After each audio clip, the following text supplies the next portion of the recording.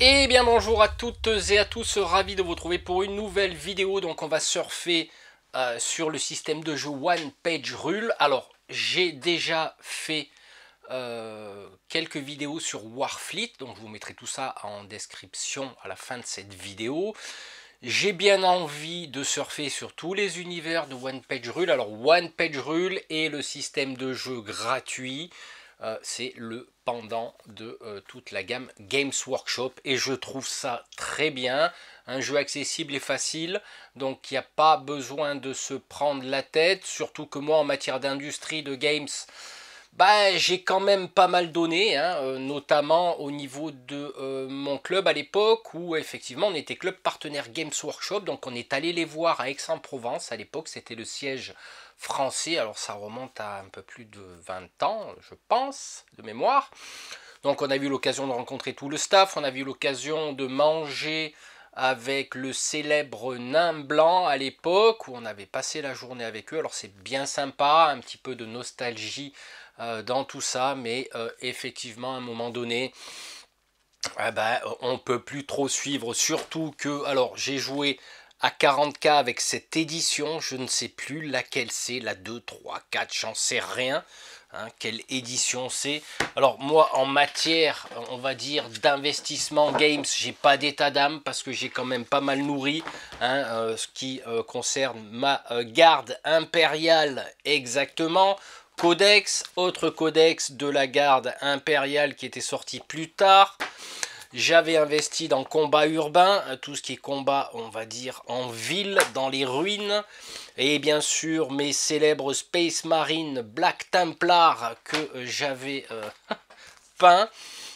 Donc là, c'est le Codex Space Marine qui date de quelques années parce que j'avais voulu me relancer, mais après on peut plus trop suivre financièrement et la politique commerciale de Games Workshop commence un petit peu à me tarabuster. J'avais lancé aussi une armée d'Eldar, donc vous l'aurez compris, tout ça, ça prend pas mal de budget et surtout que là, je crois de mémoire, hein, on est en 2023 pardon, et ils ont sorti la V10, donc à un moment donné, moi je dis stop. Bien qu'ayant beaucoup d'affection pour les jeux games, plus particulièrement pour leurs figurines, parce qu'il faut dire qu'ils font un excellent travail à ce niveau-là, donc je ne jette pas la pierre, mais je les ai bien nourris, hein, et encore là, on parle de 40 000, mais je ne vous parle pas de Warhammer Battle, je ne vous parle pas de War Master, je ne vous parle pas de Blood Bowl, donc j'ai investi pas mal de trucs là-dessus, notamment la première édition de Blood Bowl où je jouais en mode schizo.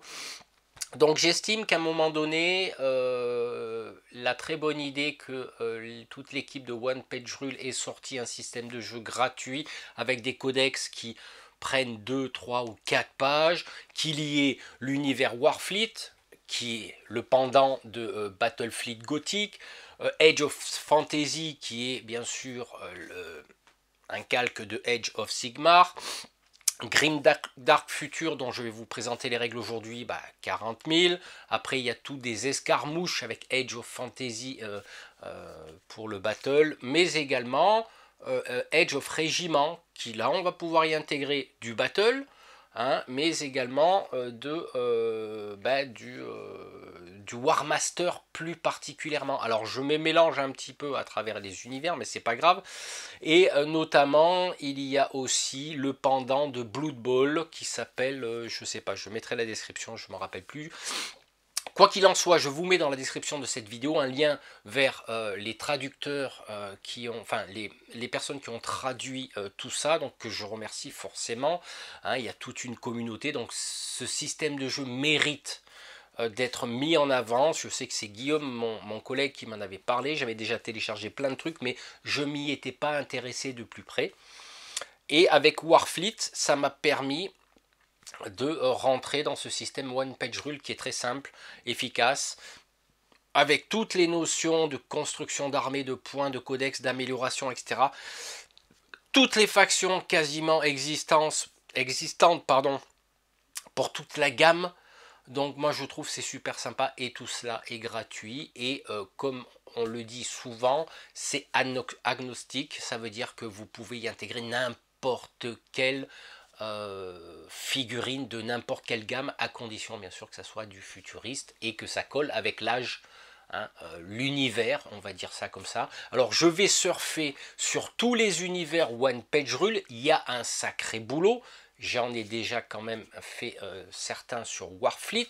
Là, on va vous présenter prochainement une bataille de Warfleet avec Guillaume pour vous initier aux règles. Alors, c'est pas ce qui est le plus répandu. Ça va être plutôt du Grimdark Future et du Age of Fantasy de mémoire, hein, comme ça. Et donc là, on va surfer là-dessus parce que vous savez que j'aime bien surfer dans tous les univers. Écoutez, ce que je vous propose aujourd'hui, c'est d'aborder les règles de Grimdark Future. Comme je vous ai dit, je vous mets tous les liens français en téléchargement dans cette vidéo. Vous ressortez vos vieilles figurines comme je l'ai fait pour mes Dark Templars et ma garde impériale que j'ai nommé la 101e Urban Division à l'époque où je jouais, et c'est l'occasion de se lancer. Donc je vais chapitrer cette vidéo, on va présenter le matériel qu'il faut, on va présenter, enfin on va, hein, parce que je suis pas tout seul dans ma tête apparemment, la construction d'armée, les codex, etc. On va passer un peu sur le PC, on va revenir sur la table et je vais vous montrer un petit peu, sans aller trop en profondeur, les règles de cet excellent petit jeu où ça nécessite pas forcément beaucoup d'investissement si vous avez déjà tout ce qu'il faut. Allez, on se retrouve sur la table. Alors, qu'est-ce qu'on va avoir besoin pour jouer? Forcément d'une table. Alors, il préconise une table de 120 x 180. Moi, je sais que j'ai qu'une table de 120 x 120 et beaucoup de tapis en 90 x 90, mais ça peut s'arranger. Bien sûr, des dés à 6 faces exclusivement, des petits pions pour marquer les activations, 1 mètre en pouces, donc ça c'est bon. Vous aurez bien sûr besoin de différents décors, des ruines, des choses comme ça, hein. Ça je vous laisserai composer, et forcément des figurines. Donc je vous présente les figurines, mes figurines de la 101e Urban Division. C'est la Easy Company. Voilà, petit clin d'œil à Band of Brothers. Donc ça, hop, c'est fait.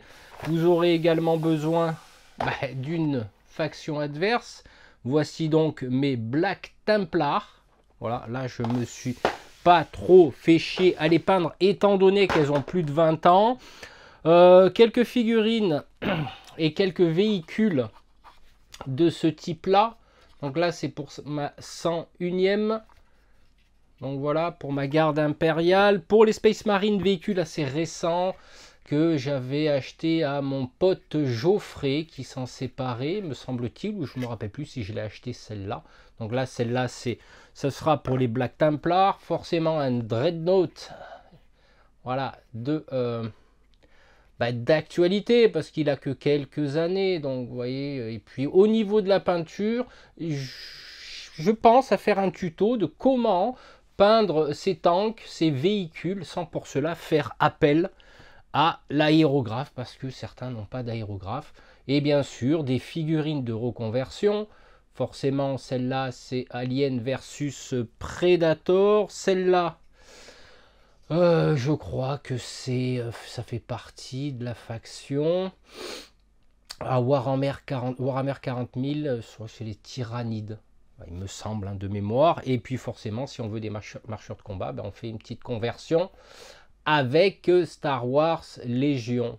Voilà.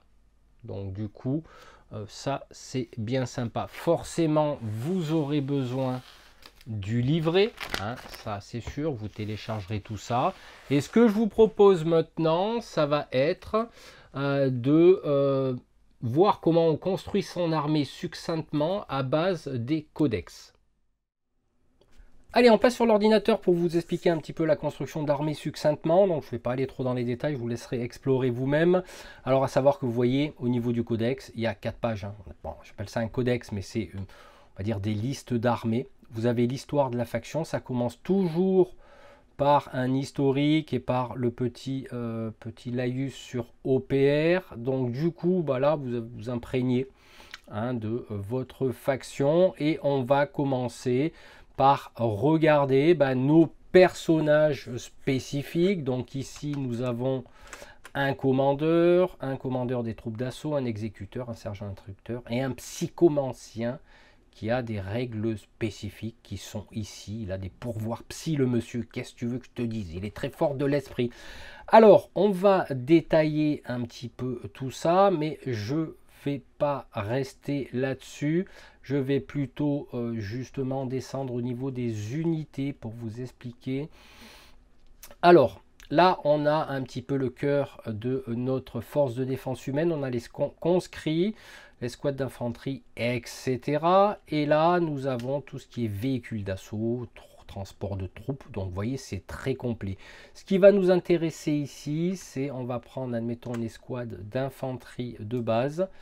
Donc, le petit chiffre en deux crochets ici, c'est le nombre de figurines que contient l'unité. Donc, si vous avez fait gaffe ici, vous voyez qu'un commandeur est une seule unité. Tac, tac. Donc ça, c'est le nombre de figurines que contient l'unité. Ensuite, la qualité. Alors la qualité, c'est le jet de tir, c'est le jet de morale. En fait, quand on vous demande de faire un jet de qualité, bah, il faudra regarder le 5+. C'est-à-dire si une escouade d'infanterie tire, eh ben, chaque figurine tirera sur 5+, au même titre que si elle se bat au corps à corps ou qu'elle reçoit un tir, eh ben, sa défense va être du chiffre qui est indiqué, à savoir qu'au niveau qualité et défense, ça peut varier en fonction des impacts, des malus, voire des bonus. Ensuite, au niveau de l'équipement, et ça c'est important de reconnaître cette, comment je pourrais, ce protocole ou cette, je ne sais pas quel mot vous dire, voilà, il faut le comprendre. Là, nous avons le nom de l'arme, fusil d'assaut, et là, nous avons à combien il tire. Donc là, il tire à 24 pouces, et là, une attaque. Ce qui veut dire que chaque membre de l'escouade a une attaque de tir avec son fusil d'assaut qui porte à 24 pouces. Et là, le ACC, c'est les armes de combat au corps à corps. Voilà, les attaques de corps à corps. Et là, pareil, chaque figurine a une attaque de 1. Si on aurait 2, ben, on multiplie le chiffre qui est là par le nombre de figurines, ce qui peut être le cas, comme ici, une escouade de cavaliers. Donc, qui sont 5 et ils ont 2 attaques au corps à corps, c'est normal, ils sont à cheval. Donc voilà pour, on va dire, cet aspect d'équipement. Alors là, il y a des règles spéciales dont on va survoler un petit peu comme ça vite fait. Par exemple, la règle coriace, ça veut dire quoi? Ça veut dire que on va plutôt prendre une figurine, ça va être mieux. Un commandeur qui est une figurine, il a coriace 3, ça veut dire qu'il a 3 points de vie et pour le dégager, il faudra faire 3 attaques, 3 dégâts. Voilà. Et là, c'est pareil à chaque fois qu'on vous dit qu'il y a coriace, eh ben, les équipements de mitraillettes lourdes, ben, ils sont 3 et forcément, ils sont coriaces. Donc là, il y a plein de petites règles. Hein, ça, si vous voulez, ces petites règles, c'est celles qu'on retrouve dans le livre de base, mais celles qui sont spécifiques à la force de défense humaine, aussi bien qu'aux frères de bataille, pardon, etc. Ensuite, là c'est important, amélioration, A, D, E, F, F, A, G, etc. Ça, on va le voir tout de suite, et là le coût. Donc du coup, quand vous avez la possibilité d'améliorer une unité, qui vous dit vous pouvez aller à A, D, E, F, vous aurez le choix. Bon là on ne le voit pas le A, parce que le A est plus haut, il est ici. Voilà, mais on va regarder comment ça fonctionne. Admettons, j'ai D. Eh ben, dans mon unité, je pourrais embaucher un radio pour plus 5 points. Je pourrais prendre également un étendard de compagnie pour plus 35 et un entraînement médical. Donc en gros, j'aurai un radio, un étendard, enfin un porte-drapeau et un entraînement médical. Et tout ça sont des règles spécifiques que l'on va retrouver ici. Entraînement médical, cette figurine et son unité gagnent la règle spéciale régénération. Règle régénération de mémoire. Il s'agit que quand on a des dégâts sur son unité, ben on jette autant de dés que de dégâts, me semble-t-il. Et sur 5+, ben on ne perd pas de points de vie. Voilà, radio pareil. Vous voyez, donc là, c'est des règles spécifiques à cette armée, mais vous avez également des règles qui sont de mémoire, implacable, je crois qu'implacable est une règle qui fait partie du livret des règles. Voilà, me semble-t-il, hein, voilà, je dis peut-être des bêtises. Donc, eh ben, vous allez composer tout ça, hein, parce que bien sûr, vous allez décider de jouer, admettons, avec 1000 points d'armée, ben, vous allez composer tout ça en mettant vos améliorations, en fonction, bien sûr, de ce que vous allez choisir, des options que ont les unités. Donc là, K par exemple, escouade d'ogre, hein, ça nous fait penser un petit peu aux ogrines. Eh ben, K, vous voyez, mini lance-grenade, etc., etc. Donc on pourra, ben là c'est gratos, donc du coup, ben voilà, on pourra très bien les équiper. Ainsi que les véhicules de transport, véhicules d'assaut, véhicules de soutien, chars d'assaut, etc. Bon, ouais, donc là, je vous laisserai voir votre faction. Alors vous remarquerez, voilà, c'est tout simple, un codex, si j'appelle ça un codex, eh ben, il contient 4 pages, et la page de présentation avec son historique, et là toutes les règles en 3 pages, et je trouve ça extraordinaire. Moi je sais que dans mon côté j'ai fait des cartes, hein, je suis en train de faire des cartes à base d'un fichier Excel, mais si vous voulez, ça donne ça, en gros. C'est-à-dire, c'est des petites cartes, comme j'ai fait à Warfleet d'ailleurs, pour ceux qui n'ont pas vu la vidéo. Donc là, j'ai mis le nom de l'unité, son coût, avec des petits qualités, avec des petits dés de couleur pour l'attaque, voilà, etc. Un dé rouge pour la défense, un dé blanc, voilà. Et l'amélioration, ben, elle est la B, et l'équipement. Voilà, tout ça à base d'un petit fichier Excel tout bête, hein, que je vais peut-être aller vous montrer comment ça marche, parce que comme je suis un mec sympa, ben, je vais vous le montrer. Donc je vais voir ma faction perso, je charge le fichier Excel, et puis en gros voilà ce que ça donne. Voilà, donc là je remplace les dés, tac, toc, je mets là, paf, tac, je saisis. Qu'est-ce qu'il me fait lui? Non, moi j'en veux pas de ton truc là. Qu'est-ce qu'il me fait? Là, vous voyez, donc je peux mettre O, enfin je sais pas si ça existe, mais bon, F, virgule, G, etc. Donc les équipements et Corias et tout ça, bien sûr, je vais par la suite, dans ma faction perso qui est ma défense humaine, ben, pouvoir imprimer mes cartes tout simplement dans un fichier Word que je vais vous mettre à l'écran. Alors vous verrez, il y a des cartes qui sont plus longues que d'autres, c'est normal. Vous voyez, voilà. Je vais imprimer ça. Donc là, celle-là, je la découpe, c'est pas un souci. Mais là, sur mon commandeur, ben, je découpe ici et je vais coller sur un carton, je vais plastifier. Puis comme ça, moi, j'aime pas trop les listes d'armées avec toutes ces lignes et tout. J'aime pas. Donc là, celle-là, par exemple, commandeur de troupes d'assaut, ben, comme il a plein de règles, ben, là, lui, il va avoir une fiche assez spécifique. Donc j'ai copié-collé en capturant les écrans, en mettant les règles. Voilà. Et puis après, il n'y a plus qu'à découper. Voilà en gros, en très très gros, ce qu'est le fait de construire une armée. Donc c'est très simple, il suffit de déterminer le nombre de points auxquels vous voulez jouer. Il n'y a pas, j'ai pas vu de restriction. Donc ça, tout est calculé en points. Voilà, donc si vous voulez 10 des conscrits, là, il coûte 75 points, vous voulez 10 unités, il n'y a pas de problème. Enfin, du moins, j'ai pas vu de restriction. Alors, ce que je vous propose maintenant, c'est de passer directement sur des règles simplifiées de tir, de mêlée, puis on fera une conclusion parce que je ne vais pas aller plus loin. Toute façon, il y aura une esprit partie. Donc, vous voyez, donc, on prend la base des choses sans prendre en compte les modifs ou les armes ou les règles spécifiques. Et je vous montre la simplicité de ce jeu. Allez, on se retrouve sur la table. Allez, on va passer directement au cœur du jeu, qui sont les règles. Je vous passe les phases d'initiative, de déploiement, de mise en place de décor, etc. À savoir que vous pouvez jouer un scénario de 4 tours, à savoir aussi qu'en fonction des objectifs que vous devrez prendre, celui qui a gagné le plus d'objectifs en fin de partie, c'est-à-dire lors de la fin du 4e tour, eh bien, il aura gagné, sauf que certains scénarios peuvent se prolonger 6, 7, 8 tours en fonction des objectifs, tenir une position, conquérir une forteresse ou autre, peu importe, ça c'est vraiment, chacun est libre, vu que c'est un jeu qui est libre, donc avec votre partenaire de jeu, vous déciderez de ce que vous devez faire. Voilà, ça c'est cool. À savoir que une fois que tout le monde est en place et que le jet d'initiative a été lancé, c'est au tour du joueur qui a l'initiative d'activer une de ces unités. Voilà. Alors je précise, je ne sais pas si je l'ai précisé dans la présentation de la structure des armées, qu'on peut intégrer un personnage, un commandeur par exemple, hein, ou un frère de bataille, hein, je ne me rappelle plus comment ils appellent ça, à une unité, bon, qui va peut-être bénéficier aussi de certaines règles spécifiques. Il y a une cohérence d'unité, vous le verrez, la règle stipule que il faut que chaque figurine soit à 2 pouces l'une de l'autre pour garder cette cohérence. Et pareil de l'autre côté, au niveau de notre armée. Alors, qu'est-ce qui va se passer lorsqu'on va activer une unité?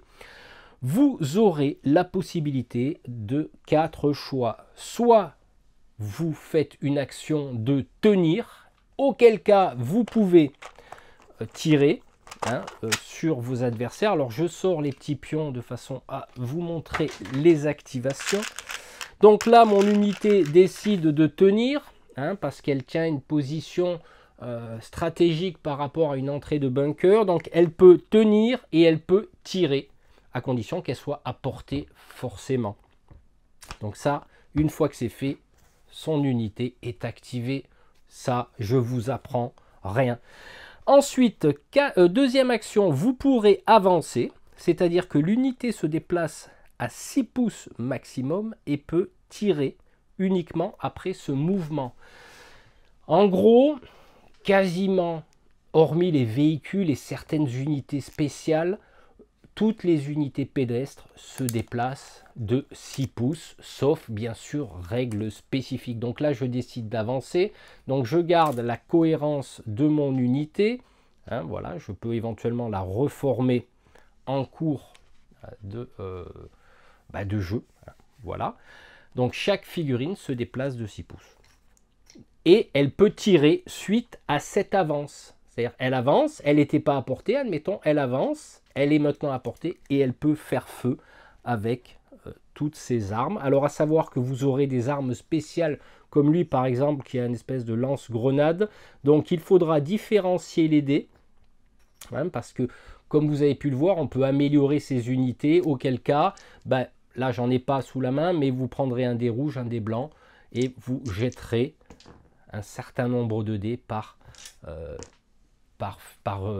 unité, enfin un certain nombre de dés par figurine dans l'unité. Voilà, je vais y arriver. Donc ça, c'est la deuxième action. Ensuite, vous aurez aussi une action qui s'appelle le courir. Admettons, hop, on est tous ici.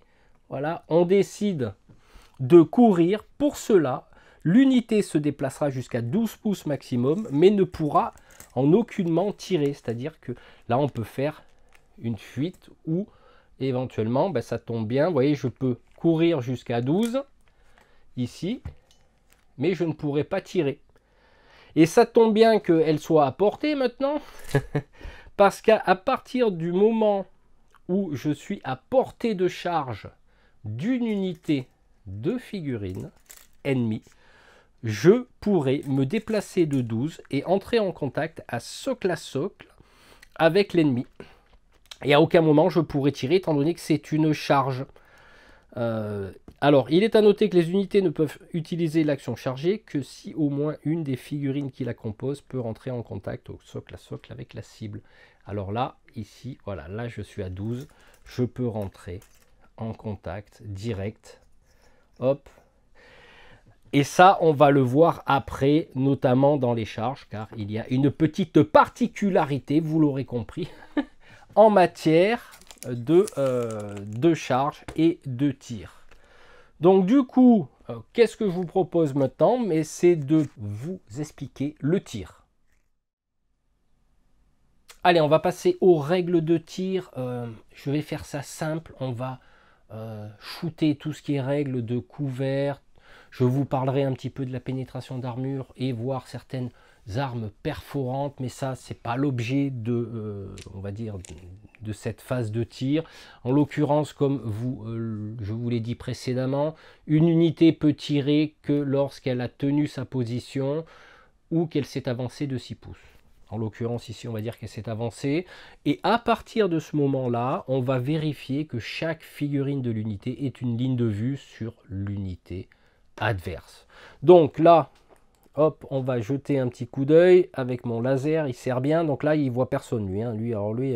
Lui pareil, lui ici on considère qu'il a la vue, lui il a la vue, et lui il a la vue. Donc si je regarde sur ma carte d'unité de mon escouade d'infanterie de ma force de défense humaine, qui contient 5 figurines, 55 points, on a une qualité de 5+, d'accord. Cette unité-là est équipée de fusils d'assaut qui tirent à 24 pouces et ont une attaque. Donc, ce qui veut dire que là, en gros, bah là, je suis largement à portée. Donc, en l'occurrence, j'ai 3 figurines qui voient l'unité ennemie. Donc, elles vont tirer et elles doivent faire 5+. Voilà, c'est très simple. Et bien sûr, comme vous le connaissez, la fameuse garde impériale est très très forte au dé. Donc là, elle l'a loupé. En l'occurrence, chaque 1 obtenu, quelle que soit la modification, est toujours un échec. Un 6 est toujours une réussite. À savoir que sur des 6, il y a des armes qui ont une règle qui s'appelle perforant et qui inflige une pénétration d'armure de 4. Et ces armes-là n'autorisent pas la régénération parce qu'il y a certaines armées, elles ont une règle de régénération qui, je crois, sur 5+, regagne un point de vie ou un truc comme ça, je ne me rappelle plus. Enfin bref, moi, j'ai pas ce type de faction-là. À savoir que, bon, admettons, j'ai fait 2 touches. Allez, je devais faire 5+, ce qui n'est pas terrible, hein. Bon, c'est... Voilà, je fais 2 touches. Qu'est-ce qui se passe là? On regarde si l'arme a une pénétration d'armure, ce qu'on appelle une PA. Hein, il y a certaines armes qui en sont dotées, mais en l'occurrence ici, le fusil d'assaut n'en a pas. Quels sont les impacts d'une arme qui a une pénétration d'armure avec un chiffre derrière? C'est que les unités ennemies subiront des touches, subiront des malus de moins X, X étant le niveau de pénétration d'armure à leur jet de défense. En l'occurrence ici, nos chers frères de bataille dont je n'ai pas les caractéristiques que sous les yeux, je vais les chercher. Ce sont des frères d'assaut, hein, il y a 5 figurines plus un commandeur. Eh ben, eux, ils ont une défense de 3+. Voilà. Donc du coup, bah, comme ils ont subi 2 touches, ils vont tirer 2 dés, sans malus de pénétration d'armure parce qu'il n'y en a pas, et ils devront faire 3+. Bon voilà, magnifique, magnifique, mais admettons, il y aurait eu, tac, admettons ça, bah, dans ce cas-là, comme elles n'ont pas fait 3 ou plus, bah, elles subiront 2 pertes, et à ce moment-là, comme chaque figurine d'unité n'a qu'un point de vie, on va retirer 2 figurines. On fera gaffe tout simplement à la cohésion d'unité, tout ça. Parce que s'il y a une perte de cohésion d'unité, quand elles vont s'activer, elles vont être obligées de se remettre en cohésion. Hein, voilà. Donc ça, ce qui est logique ici. Donc voilà, c'est tout simple pour le tir. À savoir, comme je vous dis, je ne rentre pas dans les règles de modif de G, que ça soit du tir sur des couverts ou que ça soit des pénétrations d'armure ou autres règles sur le défenseur. Mais c'est très simple. La qualité et l'attaque et d'autres jets de morale par exemple, parce que quand il y a une perte de moitié d'unité, admettons là, ben là ils doivent faire un jet de morale, mais je ne sais pas si c'est valable pour justement les frères de bataille, parce qu'ils sont sans peur. Donc je regarderai, j'ai pas approfondi les codex, mais vous avez des tas de petites règles sympas qu'il faudra se mettre en accord avec sa propre faction. Donc moi je suis en train de les apprendre, les factions. Donc voilà pour le tir. Alors bien sûr je vous passe les tirs des grosses unités avec des explosions, des pénétrations d'armure de folie. Donc là on a vu en règles simplifiées, mais alors extrêmement light, les règles de tir. Ce que je vous propose maintenant, c'est de passer aux règles de mêlée. Allez, on va passer à la séquence de mêlée, hein, toujours pareil, on reste très simple, et pour rentrer en contact avec une unité adverse, forcément, on va faire une action de charge, à condition qu'il y ait une cible valide, hein, ce qui est le cas ici. Alors qu'est-ce qui se passe? On va faire son mouvement de charge qui est de 12, voilà, et rentrer en contact avec chaque figurine au corps à corps. Donc il y a des règles spécifiques. Donc admettons, hop, on va rentrer en contact avec cette unité. Il se peut que par exemple, il y ait une unité qui charge, qui soit à 3 pouces de l'unité. Elle a le droit de venir combattre. De même que si une unité ici est dans une circonférence de 2 pouces, eh ben, elle aura le droit également de combattre. Alors, comment ça va se passer? C'est très simple, on va déterminer les attaques. En l'occurrence ici, ben, comme mes frères de bataille ont un ACC, c'est-à-dire des armes de corps à corps, ils en ont une chacun, ils vont devoir jeter 5 dés. Donc en l'occurrence, je vais regarder la qualité de mes frères de bataille. Ils ont combien? C'est des frères d'assaut plutôt, ACC. Ah ben non, ils ont 2. Oh, ils ont 2 attaques, ce qui nous fait 10 dés. Ça va être pas mal parce que 2 attaques par figurine. Bon là en l'occurrence j'en ai que 5 dans les mains. Et ils vont devoir jeter les dés et bien sûr faire leur jet en fonction de leur qualité qui est 3+. Donc là, je jette mes premiers dés. Donc j'ai déjà ici 3 touches. Je vais jeter mes 5 autres dés. Donc en l'occurrence, tac, tac, ici, j'ai 5 touches. Alors ça va faire mal au trou, ça quand même. Hein. Donc du coup, les, entre parenthèses, victimes vont lancer les dés qui... pour se défendre. En l'occurrence, là, il n'y a pas d'armes spécifiques de pénétration d'armure et de trucs comme ça au niveau des frères d'assaut. Donc, eux, ils ont une qualité, une défense, pardon, de 5+, et ils vont devoir faire 5 ou plus. Et voilà, donc ça, typiquement, notre chère force de défense humaine s'est fait laminer d'un coup. Donc, du coup, bah là, il n'y aura plus personne. Donc, cette unité de frères de bataille a supprimé d'un coup notre unité humaine. Mais, admettons, bah tiens, admettons, j'ai fait un jet de défense ici. Voilà. Donc, du coup, là, je subis 3 pertes sur 5. 3 pertes sur 5, c'est quand même énorme parce que ça réduit mon unité à la moitié ou moins de sa pleine capacité, ce qui va nécessiter un jet de morale. Il faudra faire un jet de morale avec sa qualité, et si elle rate, elle sera en déroute et elle sera éliminée. Donc c'est assez létal en matière de, voilà, de mêlée. Alors du coup, je regarde un petit peu si j'oublie quelque chose.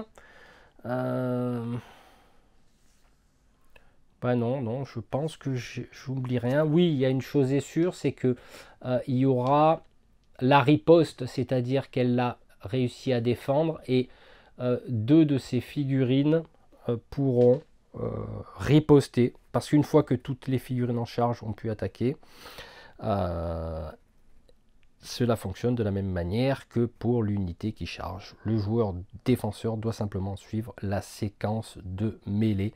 Sauf que là, il y a des pertes parce qu'on a retiré des victimes. Donc, elles vont pouvoir riposter avec leur qualité qui est de 5. Voilà, elles ont touché. Les frères de bataille, hop, ont 3+. Donc, forcément, là, ils ont encaissé. Donc, c'est vraiment très, très fort, ces frères de bataille. Et ils coûtent très cher sur le terrain. Voilà, je ne pense pas, au moment où je tourne ces images, oublier quelque chose. Si toutefois j'ai oublié, je le mettrai en annotation. Et je pense que là, en matière de règles, je suis bon. Je vous ai passé les terrains, les décors. Je vous ai passé les règles spéciales.